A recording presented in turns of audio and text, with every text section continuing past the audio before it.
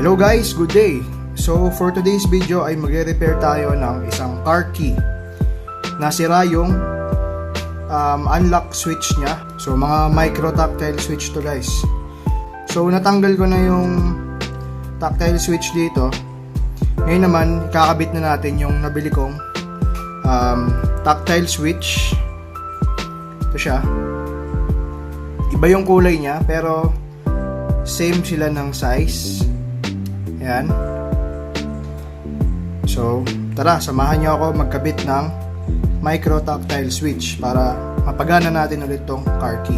So, unang step naman ay linisin muna natin siya gamit ang soldering iron at saka desoldering pump.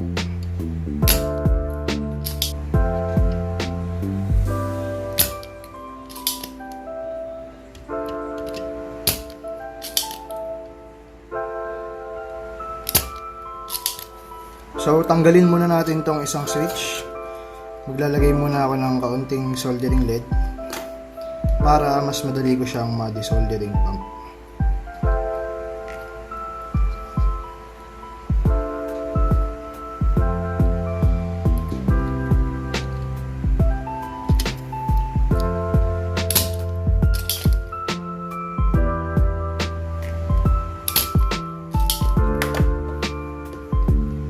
Side naman.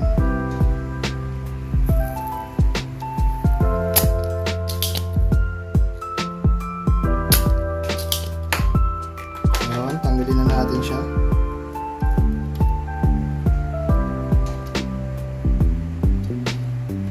Kabilang side.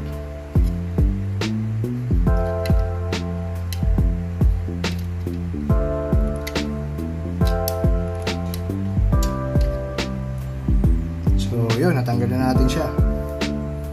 So, again, linisin muna natin siya ulit gamit ang contact cleaner and cotton swabs or cotton buds.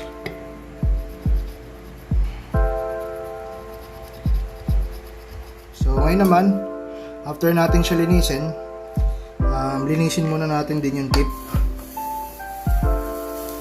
May panglinis tayo dapat ng tip. Ayan.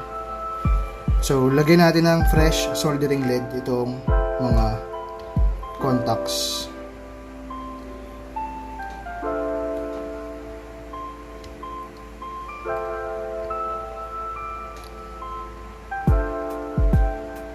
Konting-konti lang. And itutok na natin yung mga bagong micro tactile switch. Tutok mo lang siya dyan.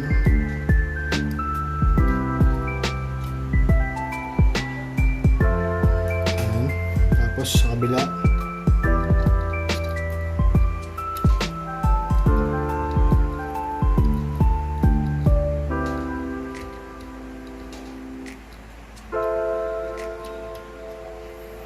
Dagdagan pa natin siya ng light na konti.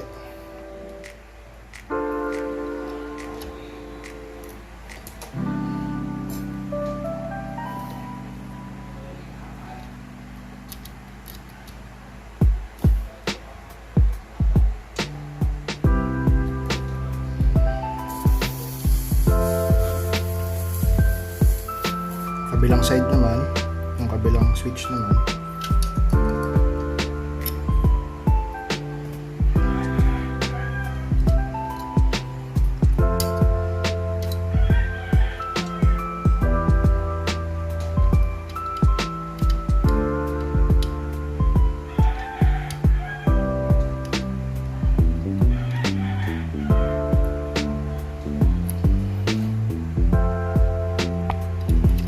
Yan, didiin natin yung kabilang side.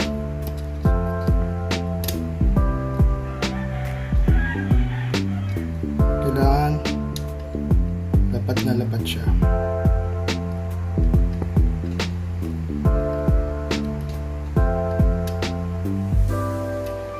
So yan, dagdagan lang natin siya ng konti para matibay.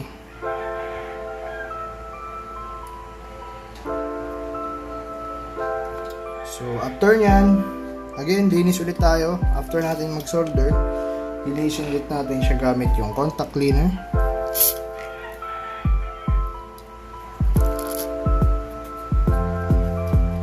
So, dapat guys, pag maghinang kayo, nakasuot kayo ng safety goggles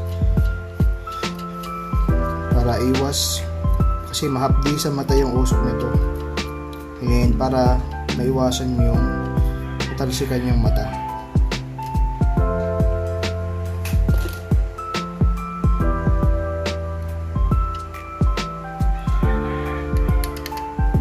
So ngayon guys, testing natin kung gumagana na siya.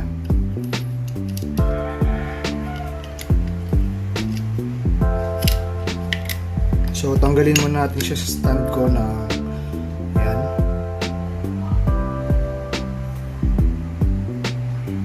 Nahinang na natin siya. So kabit muna natin yung battery. Kabit muna natin yung battery para makita natin kung gumagana siya. Ganyan yung pagkakabit ng battery niya. So yung lock, ito. Yan, gumagana siya. Yung unlock naman, ito.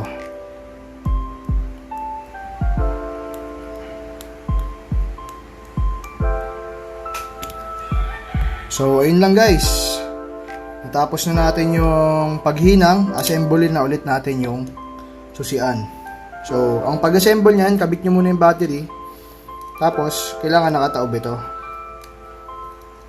Yan. Tapos, after nyan, balik nyo na yung takip sa likod.